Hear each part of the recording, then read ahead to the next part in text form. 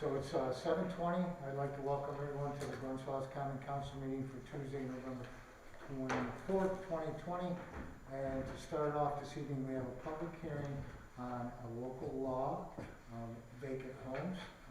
So for a quick description of this local law, I'll ask Councilwoman Palmer to talk about her committee and how we've come up with this. Okay, so the committee consists of myself, Councilwoman Reed, Councilman Enderberry, Bob Curtis, our city clerk, Chris Andersey, our department head of building and codes, our fire chief James Schrammel, and J.D. Ellingsworth. And this is a law that we've been working on for some time. Many city residents have expressed over time that this is a concern of theirs, and our goal is to find a way to get these properties inspected, to register a local contact, and to turn them into properties that are in use and no longer vacant. The goal is to really help with help mitigate negative impact to property values, to protect public safety, to improve the quality of our neighborhoods, and that's where we're coming from with this. I do want to note that I've received some letters from people that they would like me to read them into the record, so if that's okay. If anyone calls in, obviously we can take comment. I'm just going to pull it up on my phone here. So I've received 4 letters with requests to be read into the record. All 4 of them support moving forward, but one raises some points for further consideration, and I would like to clarify some of those comments and comment on that after I read that letter. So let me pull those up. 1 second. Okay. The first one says, "We were thrilled to read about a proposed addition to the city's buildings and codes regulation regarding registration and better control over the 80-plus abandoned and or vacant properties in the city of Glens Falls. As owners of several rental properties, we humbly consider ourselves good landlords and custodians of the properties we own, and get very upset whenever we walk by a property that does not appear to be taken care of and run down. So we are very much in support of this proposal. We would like to ask that these remarks be read into the record. Many thanks for yours and others' efforts to improve our city." That's Linda and Frank Capobianca at 28 Sheridan Street. The next letter,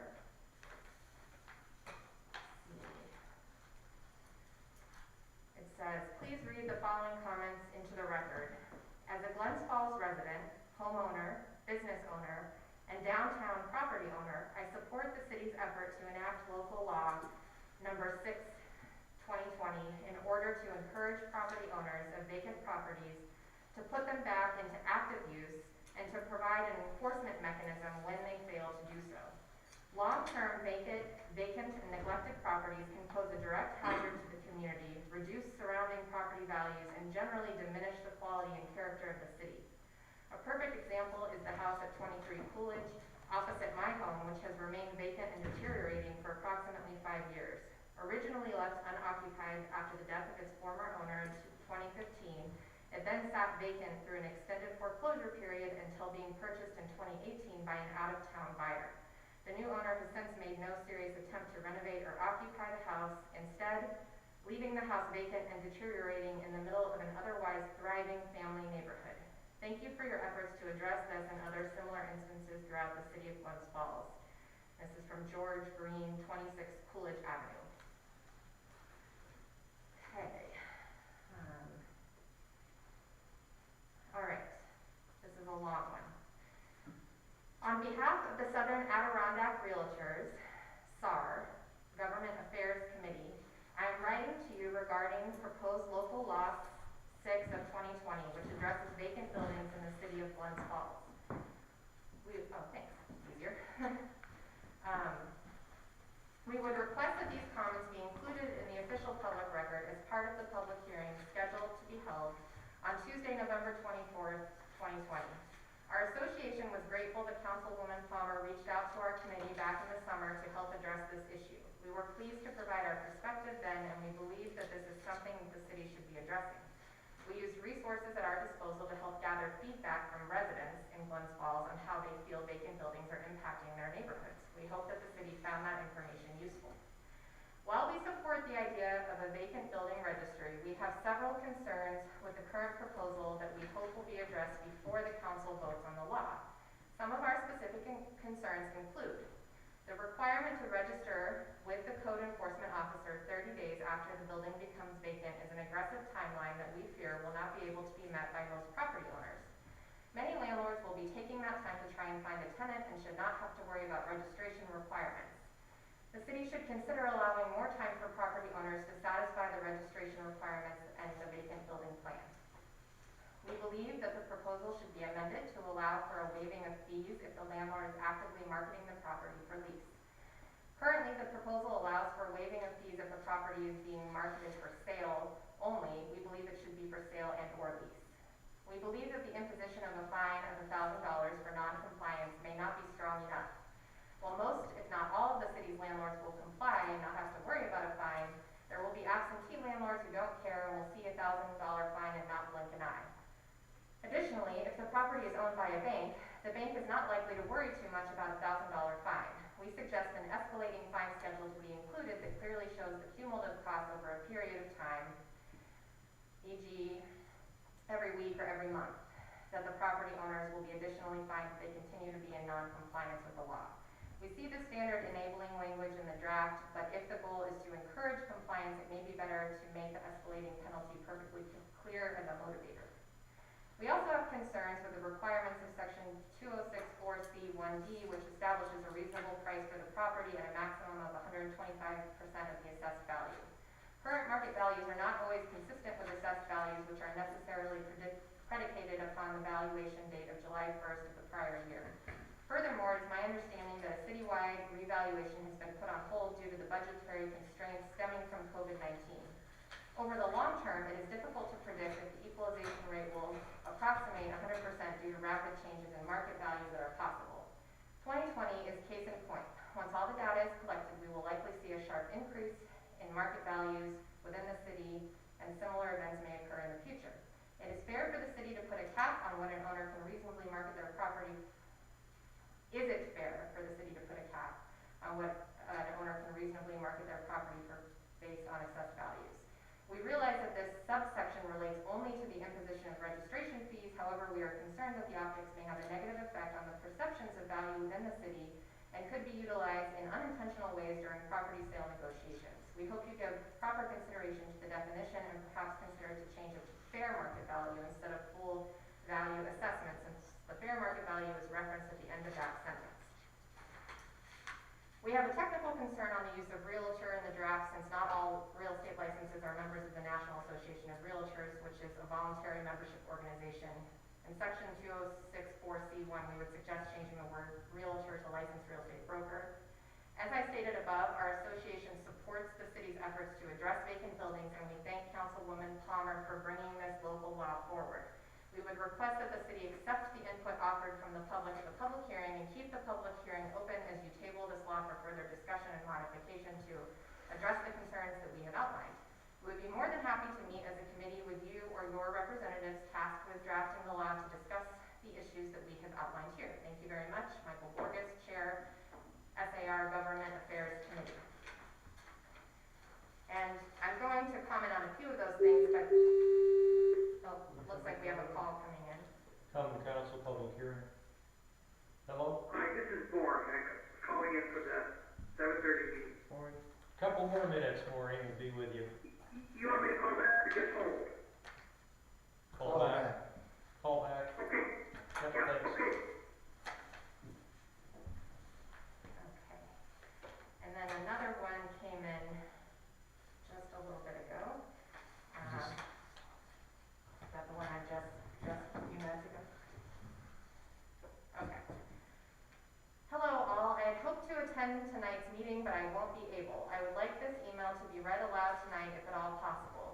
I am writing because earlier today it came to my attention that the council would be discussing a proposed new law enforcing owners of vacant properties to be made accountable by registering them and enforcing fines should they fail to meet the expectations of the city. As a property owner in the city, I would like to voice my strong opinion that this law should be passed. We are a family of 4 in Ward 1. While we love our access to downtown and the city itself, there are several vacant properties in and around our neighborhood. Over the past 6 years since we purchased our home, this has significantly affected our everyday lives. For example, for 2 years, the property directly next to our home was vacant. During those 2 years, children began to hang out in the empty parking lot at all hours of the night. Our son would often witness loud verbal arguments and at times physical fights. We've had to call 911 more than 5 times since we've moved in because of physical violence next door. Our fence was destroyed by people who were using the parking lot as a place to party. Because of this, there was often glass thrown into our driveway and we have had to replace tires on our vehicles. Worst of all, our children aged 3 and 12 whose bedroom window overlooked the vacant property often witnessed people vandalizing our property, witnessed sexual acts that they should not have been subjected to on more than one occasion, drug deals which we always report to the police. With all of that being said, there is further concern is regard to property values in our neighborhood. One of the neighboring properties was vacant for years and became so run down that the grass on the other side of the fence was as tall as me. This gave us concern for our children and animals because of the growing tick population. Because of the state of the property, when it was finally put on the market, it sold for just $60,000 and is being used to house only dogs. The new owner told me it was cheaper overall than boarding them. It is very disheartening to think my children are growing up in a neighborhood like this. I would like it known that my husband and I are in full support of this law. Thank you for your time and consideration on this matter. Kevin and Evelyn Stevenson. I also received one additional note without a request to be read into the record and with no specific concerns, just saying that, I guess I'll just read it anyway. She says, Ms. Palmer, I consider your, Ms. Palmer, I am appalled by your proposed law to register vacant properties in Glens Falls because you received a few letters from concerned citizens. I see no benefit to this legislation. We do not need this law. In my neighborhood, 552 Glen Street and 12 Jerome sat vacant for years and now have been beautifully restored. Your draconian legislation is not necessary. You already curtail our rights to assemble this year. Don't insult us further by limiting our rights as property owners. That's from Mary Patricia Budlong, 41B Oregon Avenue. So those are all of the letters I've received. And as you can see, the majority of the comment has been in favor. The Association of Realtors expressed some concerns, and I wanted to comment on those briefly. Let's see here. So the requirement to register with the code enforcement officer 30 days is an aggressive timeline. So I think there could have been a misunderstanding there because in our law, they have 30 days to register after the property becomes vacant. And that means it has to meet the definition of vacant, which says that it has to have been in that condition for 90 days. So it actually would have been 120 days before they were required to register. And we also believe that 120 days, the idea was that would be enough time to try to rent the property. So that kind of addresses the second concern. Also, there was a suggestion that the fee of $1,000 is really not going to mean a whole lot to bank or, somebody beyond a city resident. And it does say in section 206.7, each day on which a continuing violation exists is considered to be and may be charged separately as an individual offense. So there actually is an increased penalty if you continue to fail to comply. We completely agree with your point about using the word realtor, and that there's no problem to adjust that. So my suggestion at this point is that we keep the public hearing open so that we have time to consider the feedback that we've gotten, because I was talking so fast to try to get it all in. We did get quite a lot of feedback. I think it was mostly very positive, and there are a few concerns that we are happy to discuss with anybody who's interested, and we really are grateful for our city residents who take the time to send us feedback and comments, and we take that seriously. Does anyone have any other comments or questions about any of this? Thank you. Yeah. No, yeah, it's the work that mostly you put in, along with staff. I mean, this is something that's been a problem for a long time in the city. And we've been trying to take care of it, and now we got something, a little bit of backbone behind it, so it's a big step forward. Yeah, So, good job. thank you. Any other comments? So we'll go ahead and leave this public hearing open, and we will now move on to our second public hearing. We'll go ahead and take Moore's call. Common council? Hello? Hi, yeah, hi. Hi. I want to ask about the law about the vacant buildings. Okay. Is that all properties, or is it, residential only? Is that? Chris, do you wanna, or Bob, does anyone else wanna talk? I'm a little toughed out at this point. It is, hi, Chris here. It is for all properties, residential and commercial, all structures within the city. Okay.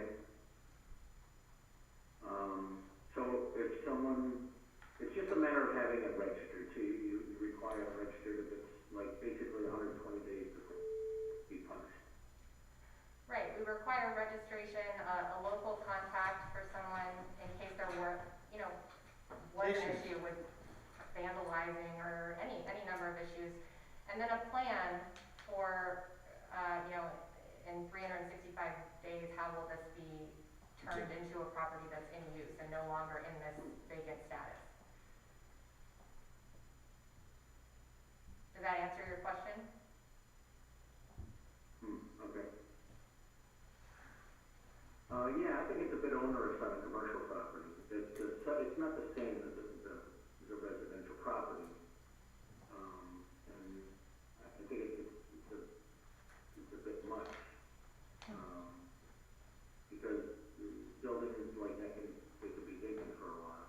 And you just can't get any joke like to live in it's like renting an apartment is a lot easier than renting a commercial industrial building.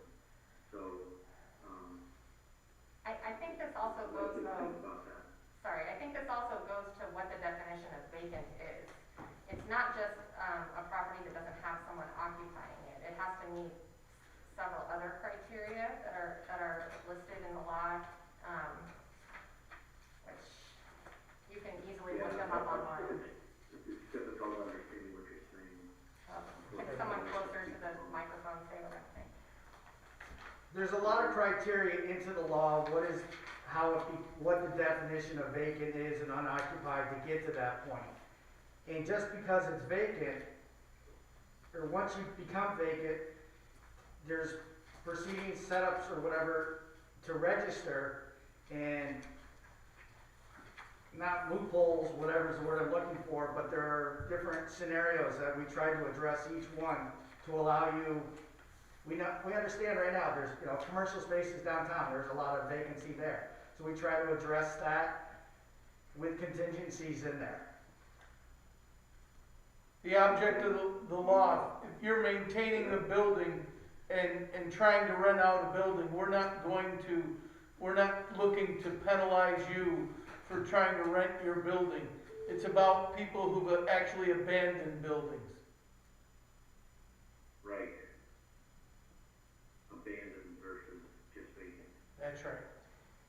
Yeah, if you look in the law, which is posted on in the agenda, you can see the definition for vacant, and it specifies specific things, and that might help answer your question. Okay, yeah, I did not know you had the law posted. Okay, Yep. good. Sir, may we get your name? Great nudie. Thank you. You bet. Thank you. Bye-bye. Common council? Yes, hi, this is Maury. Good. Yeah. Maureen's on? You're on, Maureen? Okay, hello. Hi, Maury. And, if you recall, I came about 2 years ago to tell you about the start of production of our documentary, My Daily Bear, Charles Evans Hughes and the Adirondacks. And I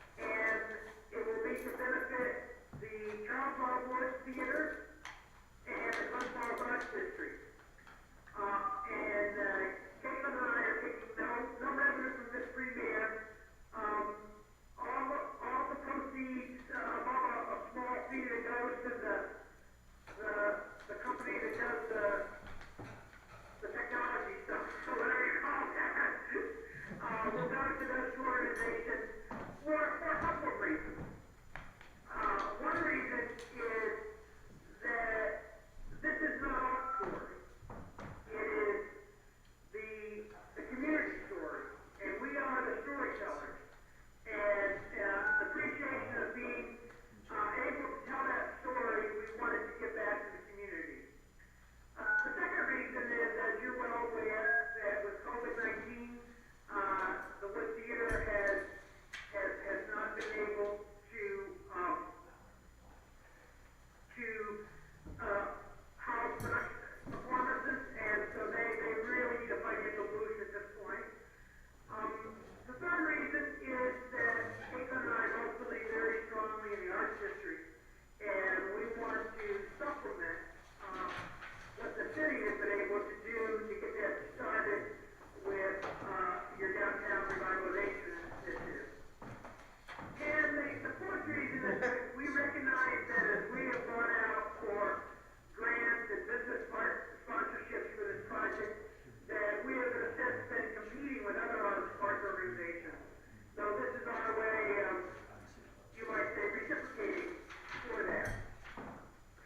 And we film as the High Collection, the Folklife Center, Graham Public Library, the Charles Evans Hughes Birthplace over on Center Street, at Fort Ticonderoga, on the Lake George Steamboat, at Silverman Association, and at the Lady Tree Lodge in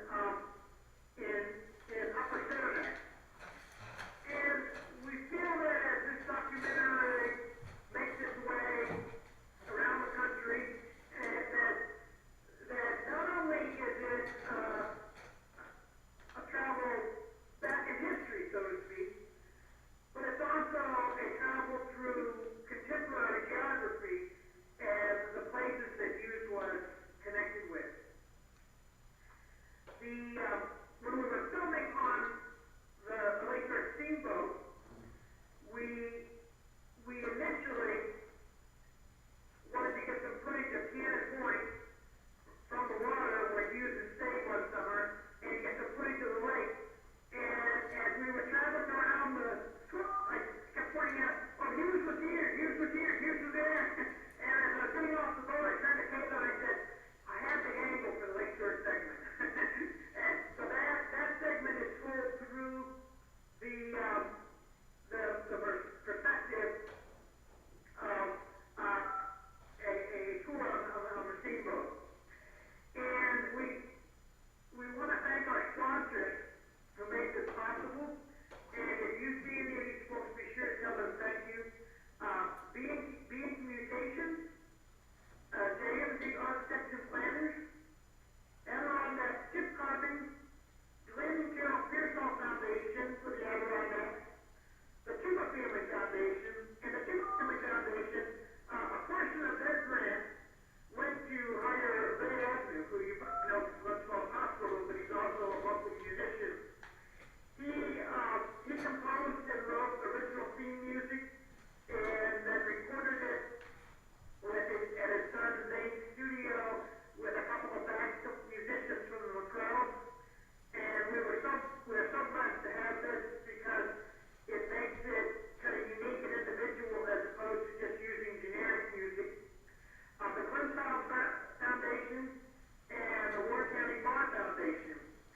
And we want to thank our nonprofit partners, Lower Adirondack Regional Arts Council and Warren County Historical Society.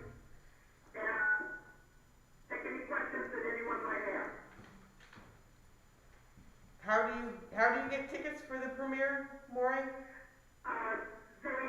They should be available now through the Charles Evans Theater website. Okay. If not, they will be available the next day or two. And we wanted to make them available in advance so that people can buy them to give as Christmas presents if they would like. And also for encouraging people, watch it.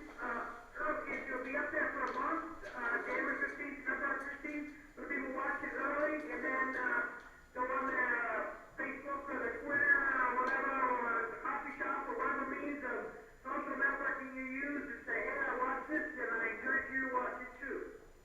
Okay. Any Well, other questions? congratulations. We are, blessed to have somebody who keeps promoting our local history the way you do. Thank you. Maureen, after February 15th, will the city be able to get a copy of it or whatever so we can put it on our website? Let me check about putting it on the website, but getting you a copy will be no problem. I would have to double check with Caitlin. Mhm. I tell people, she's the chief executive officer, and I'm the chief instigator. So let me check with her about that, and, but definitely we can get a copy to you. Right. For the vault. Right. Thank you, Maureen. Thank Thank you, you, Maureen. Maureen. Thank you. Right. Okay, we'll move on with our agenda, and we are now on our 7:25 public hearing for the proposed urban renewal agency sale of 62 First Street, and I'll turn that over to Bob and let Bob talk about that a little bit. Thank you, Mayor. 62 First Street is a property that's in total disrepair, had been in foreclosure.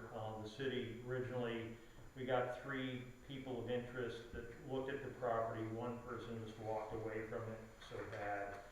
2 others looked at it. We got 2 bids. We went with the highest bidder, $12,000 for the property, which more than covers the back taxes on the property, which is certainly a benefit. The property is fairly large. It's like 72 feet by 189 feet. The preferred developer is going to look at it to see if it is structurally sound enough to try to do some repairs to the framework of the building. If not, we'll have to think of some other things.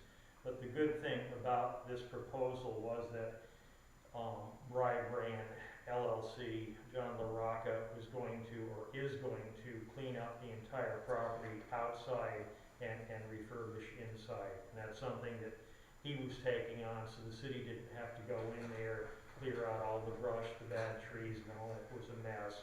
He's doing that, gets it back on the tax rolls, which is the purpose of the URA.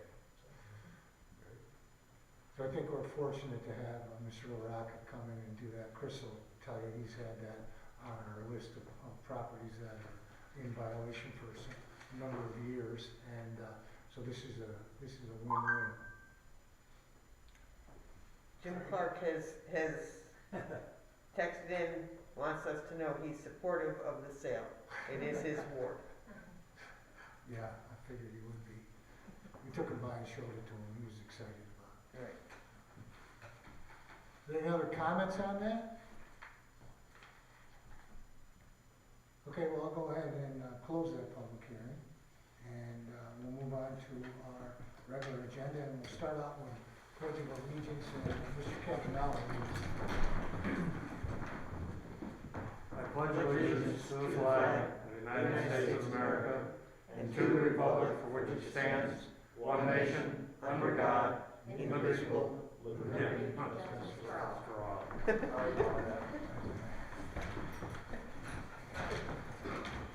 So the phone line is open if there is any public comment, if somebody wants to comment on anything. And we'll go to committee reports. Mr. Edinburgh I have none. and Mr. Collins. Yes, the Sustainability Committee is met, and so I spoke to you before about the streetlights, and I have something I'd like the council to consider and think about and weigh in or share your thoughts about, and that is, so the streetlights will be put in, and we got this basically. We were, as a committee, looking at grants that could help us find savings through technology. This major project is exploring LED streetlights and smart technology. It's 1,600 lights, and with smart sensing technology, we'll be able to borrow the money from NIPA. During the payback period, the city will save $75,000 the first year through a National Grid rebate. We'll save $12,500 from the second year to the 10th year in savings while paying it back. The 11th through the 16th year, it'll actually cost the city $7,500 a year.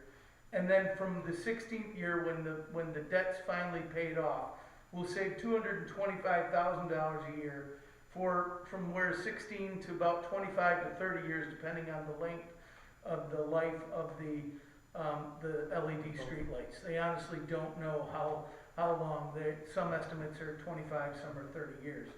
There is a separate technology budget set up in this that would cover the cost of about 180 sensors. It could be mostly parking sensors, what we're currently thinking, but they could be flood sensors. We talked about water level sensors. We talked about air quality sensors. Those options are there. If we choose to go with that budget, it would be about 180 sensors, and we'd be able to set up a pilot project, and it won't cost the city any additional money. We'd have about 5 years to decide if that pilot is worth to be able to explore parking trends. We'd have an app that would show people where, as they were coming into the city, where parking was available. We'd have ways to, our parking enforcement could become much more efficient. They wouldn't literally need to walk around and see where people are illegally parked. They'd be able to see it on their device. They'd be able to see there's illegal parking happening on this corner, and they've been parked there for this long, and be able to do that. And so at the end of 5 years, we'd have to decide, we'd have that long to decide. It won't cost us anything. It's figured into this budget. About half of this separate budget is covered by a grant. So, and the other half is in the project budget already anyway.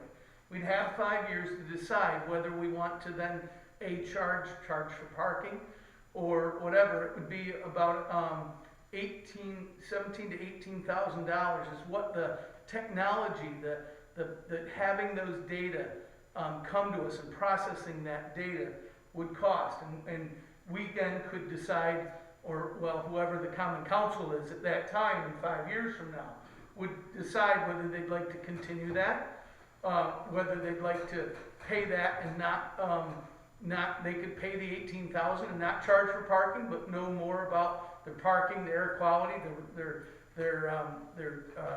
water usage, whatever it might be that they want to do. And this, it is a pilot, it's a technology pilot project. We thought that there were, but we also know that this is COVID. And before we make this decision to go ahead with this separate pilot, we wanted you all to be aware that this commitment it would cover only 5 years. And at the end of the 5 years, our future council will need to decide what to do. It's creating a potential of a burden in 5 years. That makes sense? Yeah. And I wanted you all to realize we don't need to do it. We think it's a good idea, but we're scared, right? We've already backed away from the 300 sensor project that we were originally considering before COVID hit. We thought that this was a no-brainer, that we want to move forward with this kind of technology, and we have grant money to cover it for that first 5 years, but we're like, at this point, we just don't feel comfortable with that. And so what I'm suggesting to you is that our current budget covers up to about 180 sensors. We'd be a test pilot for technology here in Glens Falls. And we wouldn't cost us anything, and they'd have 5 years to decide what to do with that information, which is key to any city's growth. So wanted you to know that and give you a chance to think about it. Fiber is, we're ready to do this. Separate from that, just so you are all aware, the 1,600 lights would become our lights, and the sensors and their ability to control those lights are figured into this budget. So we'll be able to turn up and down lights.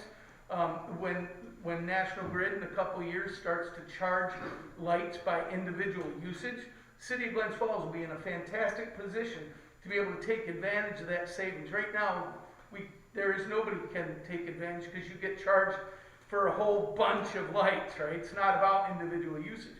That's changing, and the City of Glens Falls will be in a great position to take advantage of that. We'll have lights that will be able to turn off until somebody walks underneath it if we want, and stuff like that. So just wanted you to know that's where we were, and to give you a chance to speak up if you have concerns about it. I know we've thought long and hard about it, and that's where we're at. So That was it, that's, Okay, thank you. thank you.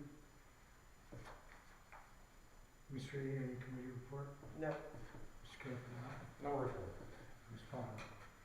I have a few, for building and codes, that besides the vacant property registration, we are planning to set a public hearing on our proposed fees, at the December 8th meeting. That was our goal. I would also ask committee members to look for an email because I'll be trying to schedule another meeting to discuss these changes in the near future. I know it's Thanksgiving this week, but hopefully next week we can try to get that in. For the technology committee, we met last week to begin talking about our cable franchise agreement.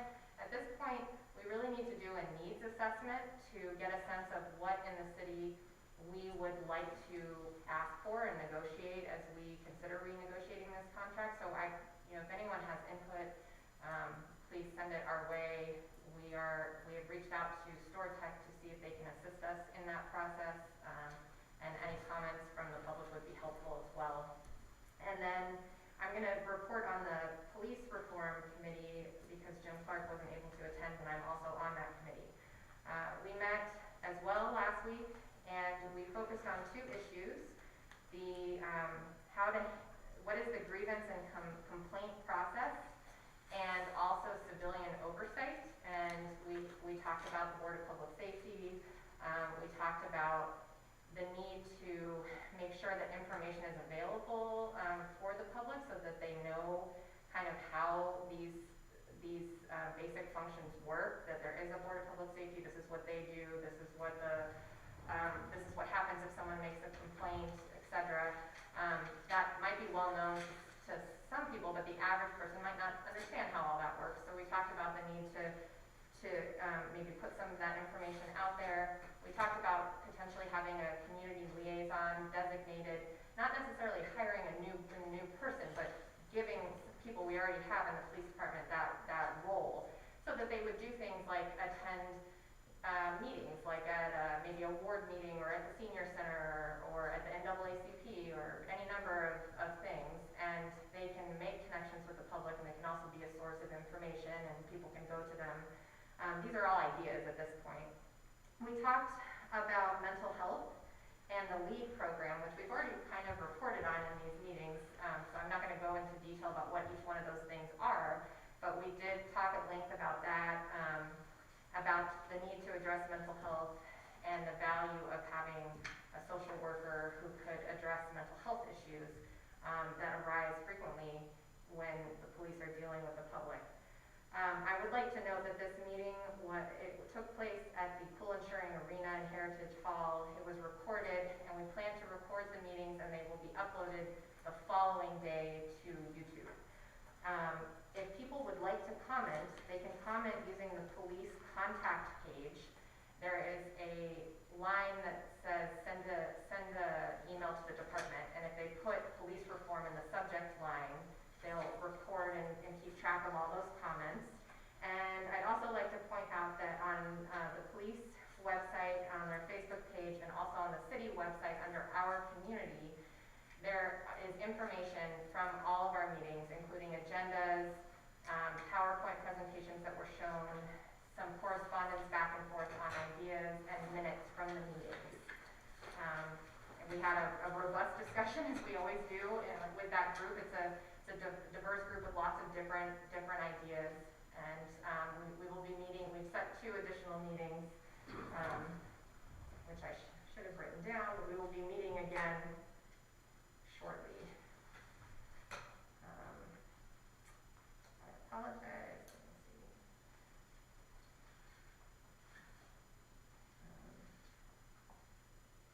Okay, we will be meeting again on Monday, December 7th at 6 p.m. and Thursday, December 17th at 6 p.m. And those will also be streamed in on YouTube. That's it. All right, thank you very much, and thank you for reporting on that, and thank you for the work that you've done on this. I got a question. Are they doing a YouTube meeting? Yes. I know you talked about that. So public, are they able to comment during the meeting?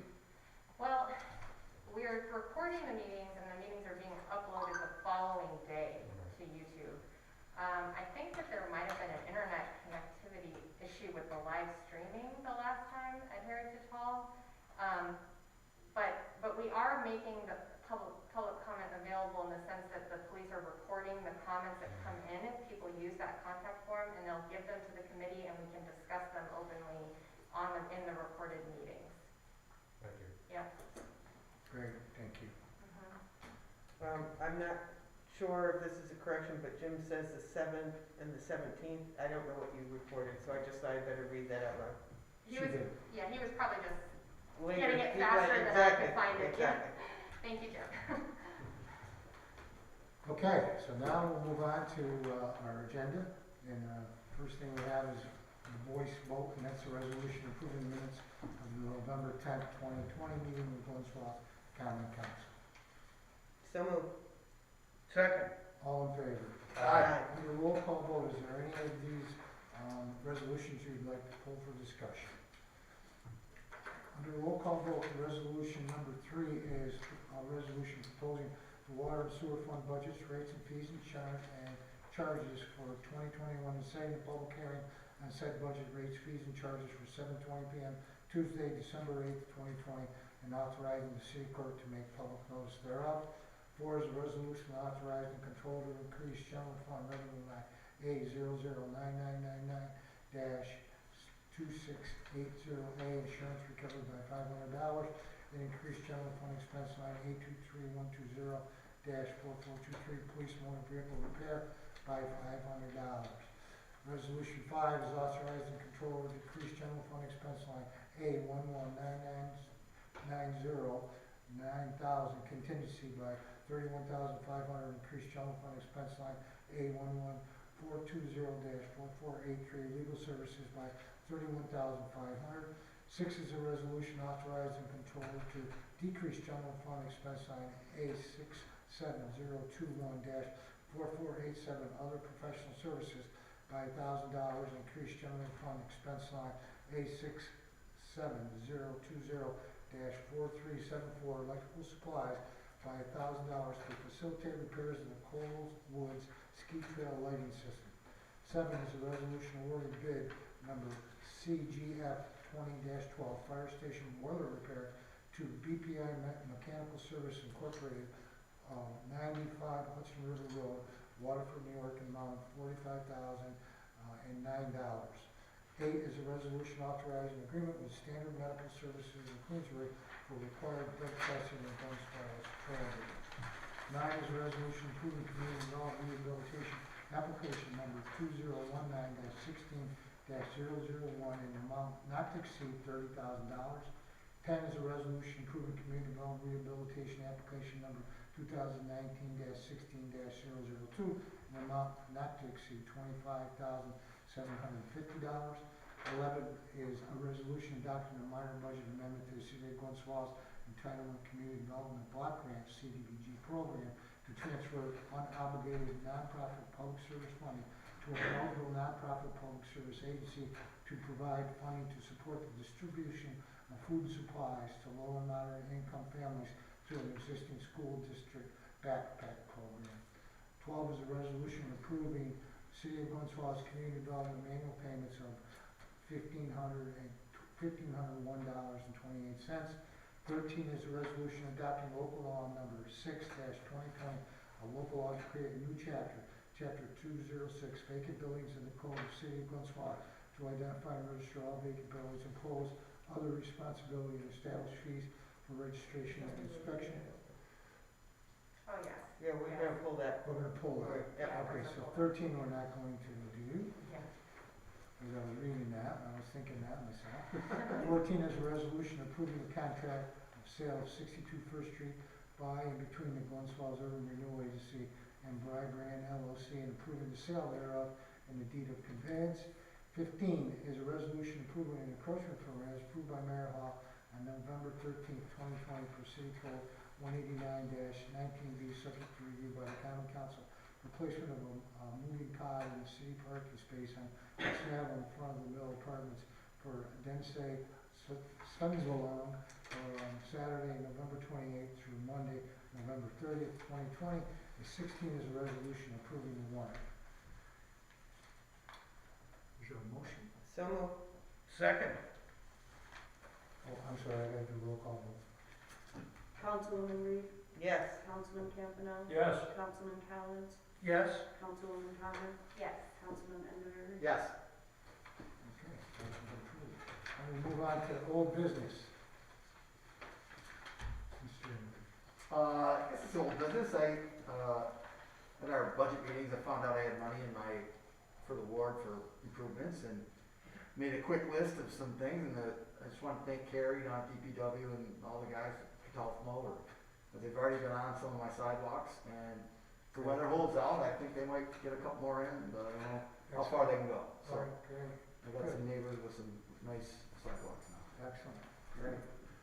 Mr. Collins? They didn't fix, no, I'm just teasing. Just kidding. I want to thank DPW for, today they got to, Hunter Street, and we're doing Hunter and Burn for cleaning up the leaves, and it's, they're doing a great job, so just want to recognize them for the work. Excellent.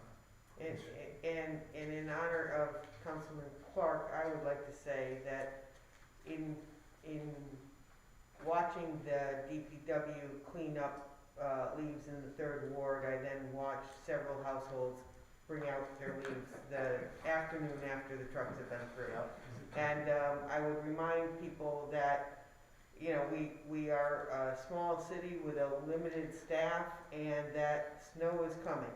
And your ward, once it's cleaned up, there's no guarantee the staff will be able to get back to you again before snow has, and then the plow puts your leaves not only back on you, but back on your neighbors, and then they hate you. So, with that being said, I just would remind people, you can try and check the city website to see where the crews are, and try and plan your leaf removal accordingly.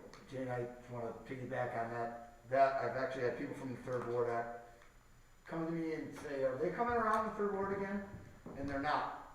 Right. So it needs to be bagged at this point, and if you're, I think they're coming one more time through, not the 3rd Ward, but the other wards, and they're working currently right now in your ward, second ward, so they're working their way through, and then they're done, and then it's bagged. Yeah. So, bag's the way to go from here on out. Right. Thank you, Jim. Mm-hmm. Mr. Campanelli? Haven't had that. Ms. Fowler? Yeah, I would briefly comment on that too. We created a way that people can sign up for notifications in the city about important events, and I say this from time to time, but I really encourage people to do that, because if you sign up for Spotlights, you'll get this kind of information. And so I post it to my council Facebook page, the city posts it on the website, it's on the notification system. So if you want that information about open pickup, it is available, and we're trying. It's also posted on the Instagram page. But if you don't have social media, just sign up for notifications. It'll come to your email, and then you'll have that information. Thank you. New business, Mr. Enderry. I have none. Mr. I Collins? have none. Ms. Reed? I have none. Mr. Campanelli? Just want to wish everybody a safe Thanksgiving. And next year, I believe the vaccine will be available, if not before. And I believe that's the only way we're going to get rid of this pandemic. But I remind people to stay safe, wear your mask, stay distant, and do everything you possibly can until you get the vaccine. This is going to be going on for a little bit longer, just like they predicted. And it's very unfortunate for the residents, the cities, and the USA in general. Really sad that we ended up in this state of affairs. We should have never gotten this far. It should have been taken care of a long time ago, but that's all the rant that I have. Thank you. Thank you, Mr. Campanelli. Ms. Fowler? I'd just like to wish everyone a happy Thanksgiving. Leave it at that. Good. So I only have a couple of things. So a lot of you hopefully know that Chief Lyden's last day was last Friday. Assistant Chief Claire is now in charge. And we think that's gonna be a pretty smooth transition. Also, an announcement that I got off the phone today, and I called the North Pole, and Santa Claus, we scheduled him he's gonna be busy, but we're gonna have a brief appearance by Santa Claus on December 4th. He'll be lighting the Christmas tree, but he'll also be on our brand new City of Glens Falls fire truck, which will drive around the City of Glens Falls. And hopefully the people will come out on their porches and see our new truck and see Santa. So that'll be on December 4th, and we'll get some more information out about that. So, We're still reigning basketball champions, by the way. what's that? We're still reigning basketball champions, we can have a parade. That's right, okay. Not a bad idea, huh? You pull all the locals back. So that's all I have. If anybody else has anything else, otherwise I'll look for a motion to adjourn. So moved. Second. All in favor? Aye. We're adjourned. Thanks, Joe.